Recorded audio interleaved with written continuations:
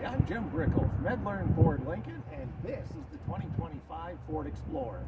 Now, this is the active trim level, which is our basic one, but this certainly is not basic when it comes to all the standard equipment. Let me show you a few things in it.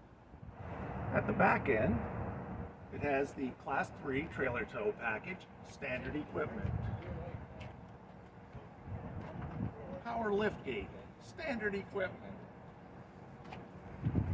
7-passenger seating, standard equipment. It's fantastic.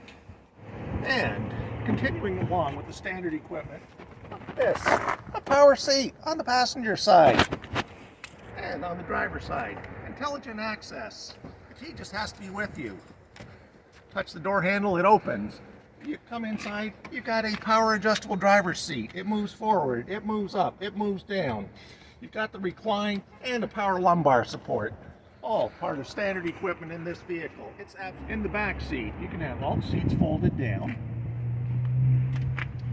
You can fold up one seat. You can fold up 2 seats. You can fold up all 3 seats. Need to get into the back row? Tip and slide.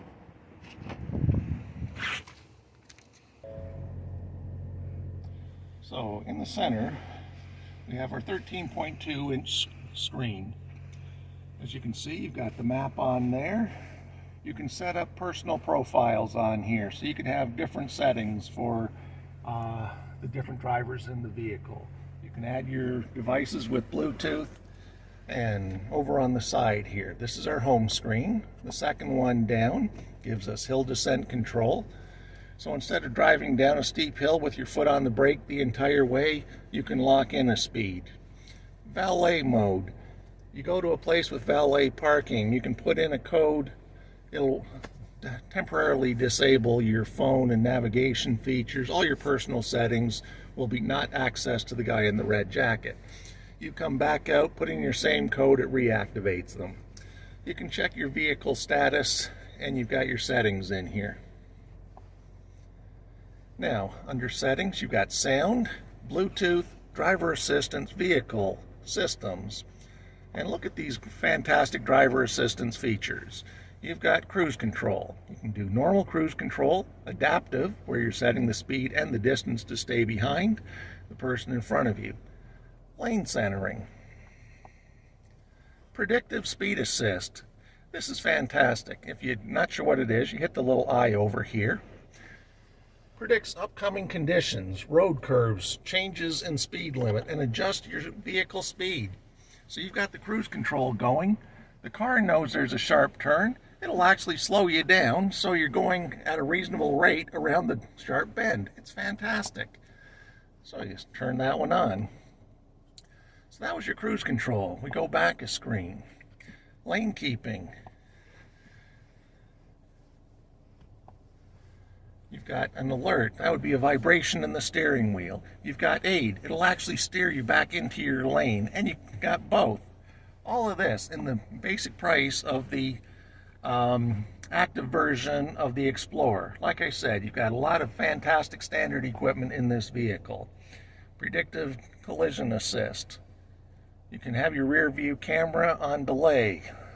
I personally don't like that one, so I'll turn it off.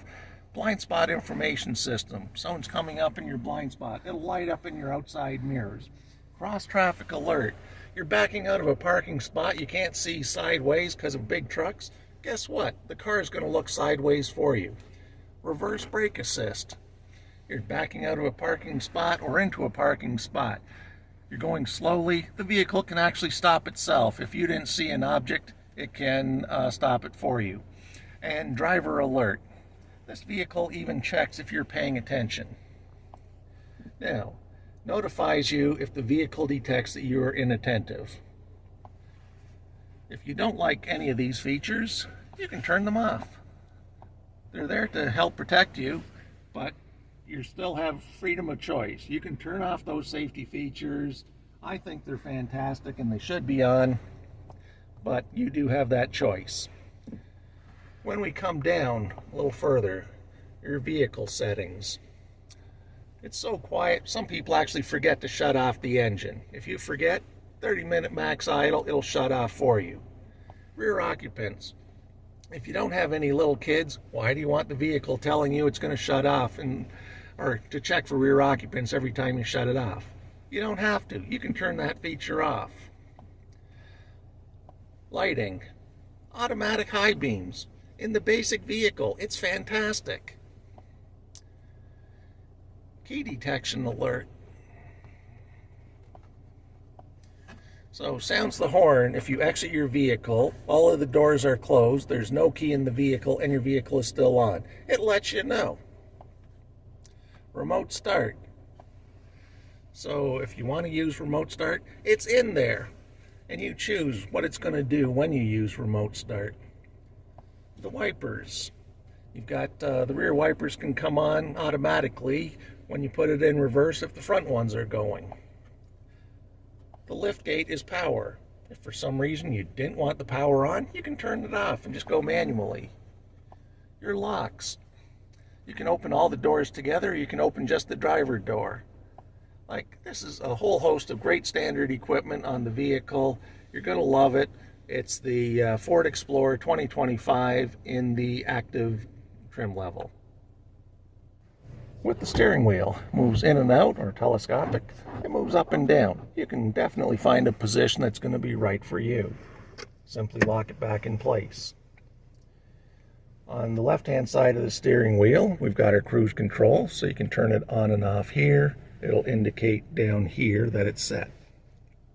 You can set your speed. You can go up a mile per hour, down a mile per hour. Your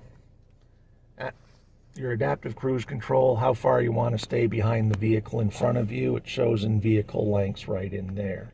So you can go up, you can go back down. And then you've got your lane keeping system, which you can turn on or off, so it's back on. And that's indicated down here. There's a little picture of lines with the steering wheel in it to let you know that it's on.